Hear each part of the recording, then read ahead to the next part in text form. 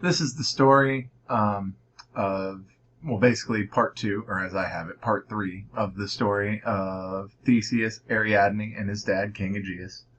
Um, in here, I'm going to have some simplified Latin of this story that is chapter 9 in Latina Mythica. It starts on page 64 in the book, but if you're going by the PDF, it starts on page 74. So you're welcome to follow along. In this video, I'm going to read some simplified Latin of the story, along with my crappy illustrations, to hopefully help you establish some meaning before you read the actual text. Throughout this video, questions will pop up if you're watching this in Edpuzzle for you to answer just to try and establish meaning. Do your best. This is not graded on accuracy. This is just graded on basically participation and doing your best and trying to learn the language. So here we go. Postquam Theseus monstrum interfecit, phylum e labyrintho se rexit. Omnes Athenei Theseum gaudebant. In nave Theseus et Ariadne in matrimonio conjunxerunt, et ad insulam Naxon navigabant.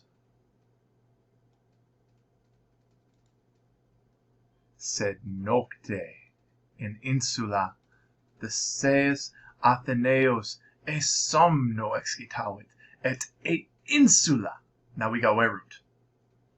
Ariadne deserta in insula relicta est.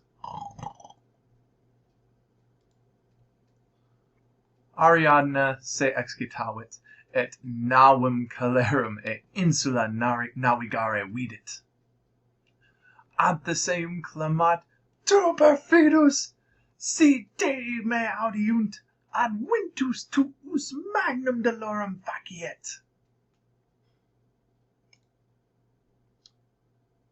Theseus ad portum Athene adveniebat, et Aegeus navum vidit, here navis vela nigra habuit.